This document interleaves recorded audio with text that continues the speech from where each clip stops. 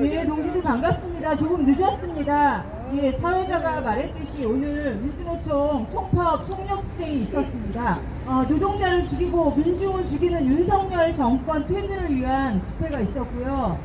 집회가 조금 늦게 끝나는 관계로 열심히 뛰어왔으나 지각을 했습니다. 괜찮아요. 어제는 우리 박미희 동지 10년 투쟁의 날이었습니다. 그래서 이제 기자회견을 공대위에서 같이 준비를 해서 기자회견을 했습니다. 많은 동지들이 안타까워했고 함께 해주셨는데 저는 어제 그 기자회견 현장에 도착해서 깜짝 놀랐습니다. 우리가 많은 연대 동지들을 부르려고 노력했으나 우리의 한계라는 걸 있습니다. 기자회견에 그렇게 많은 수의 노동자나 그 연대 동지들이 오지 않습니다. 근데 도착했더니 경찰차가 7대가 있고 뭐 자신의 정체를 감춘 몇몇 차들이 더 있었겠죠. 현대차가 이것을 경찰의 위험한 기자회견이 진행될 예정이니 경찰이 와서 엄호해달라고 이렇게 얘기를 했을까요? 저는 아니라고 생각합니다. 정권 바뀌고 나서 경찰이 알아서 충성을 하고 있는 것입니다. 그들 스스로 현대차 재벌에게 우리 이렇게 재벌을 비호하기 위해서 경찰력을 동원해서 이곳에 왔다라는 것을 강조하기 위해서 알아서 무릎 꿇는 회의들을 지속적으로 하고 있는 것입니다. 오늘 민주노총 집회도 마찬가지였습니다. 우리는 기본적으로 평화를 원합니다. 평화롭게 집회 신고를 하고 집회를 예정대로 진행하려고 했으나 사전에 기사로 벌써 민주노총 집회에 경찰이 판단했을 때 안전과 불법을 염려한다라고 이야기하면서 캡사이신을 쏘겠다라고 경고했습니다. 세상이 거꾸로 가도 너무나 거꾸로 가고 있습니다. 또 마찬가지로 한국노총 소속이긴 하지만 광양의 포스코에서 농성하던 동지를 강제로 연행하는 과정에서 피투성이가 된 사진들이 올라왔습니다. 1980년대에 일어날 일들이 지금 일어나고 있습니다. 대통령 하나 잘못 뽑았기 때문에 이 나라가 이렇게 거꾸로 가는 것인가 모두들 그렇게 얘기합니다. 하지만 자본과 정치가 결탁되어지는 순간 우리가 만들고 선배들이 피를 흘리면서 오랫동안 투쟁했던 역사들은 지워지고 공안정국으로 회귀하고 있습니다. 정말 윤석열 정권 끌어내리고 싶습니다.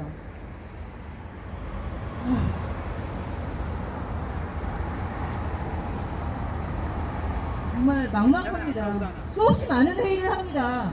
4개 박을까다 그냥. 양해동 열사 대책위부터 시작해서 민주노총 상집 중집 페이퍼로 만들어지는 정권 퇴진이 아닌 노동자 민중의 힘으로 정말 윤석열 정권 퇴진시키고 싶습니다. 끌어내리고 싶습니다. 우리가 만들었던 광장의 정치를 누가 뺏어갔습니까?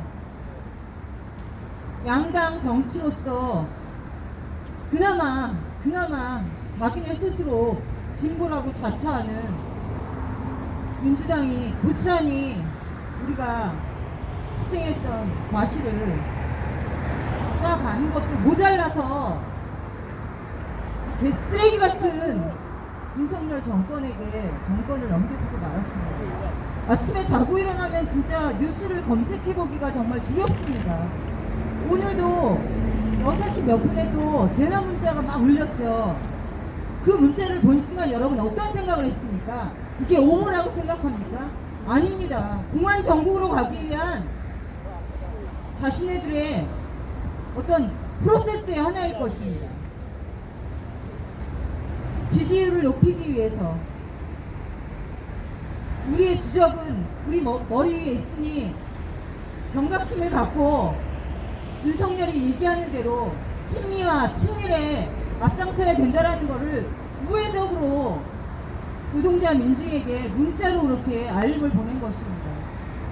근데 더 기가 막힌 것은 자신의 안위를 걱정하지 않고 출근 시간에 늦을까봐 온몸을 던져서 지하철역을 향하고 있는 노동자들의 모습입니다.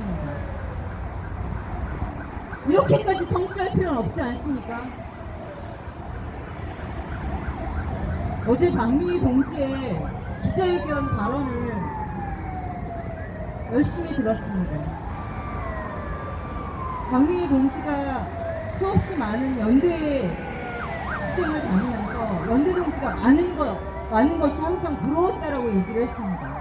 본인이 외롭게 싸우고 있기 때문에 함께하는 동지들이 많은 집회를 보면서 자신이 더 많은 연대를 만들어내고 외롭지 않게 투쟁하고 싶다고 얘기를 했습니다. 그리고 그동안 투쟁하면서 경찰이 얼마나 중립적이지 못하고 일방적으로 자본가 편을 드는지에 대한 한탄을 했습니다. 당분간 앞으로도 경찰은 태도가 바뀌지 않을 것입니다. 자본가 편에 처음부터 경찰력이 존재했고 그나마 힘의 균형이 우리 쪽으로 약간 넘어오면 중재자인 척하면서 정보를 캐갑니다. 뭐 도와드릴 거 없냐? 오늘 집회 몇 시에 끝나냐? 사람은 몇 명 정도 올 것 같냐? 이런 걸 자신들이 페이퍼를 써서 정보력이라고 또 얘기하면서 또 경찰서에 또 상급자한테 제출하곤 합니다. 이런 구조를 깨내기 위해서는 현장을 지키는 일이 가장 중요하다고 생각을 합니다. 그리고 그 박민희 동지가 또 한 가지를 얘기를 했는데 노동자의 입을 막아서는 안 된다.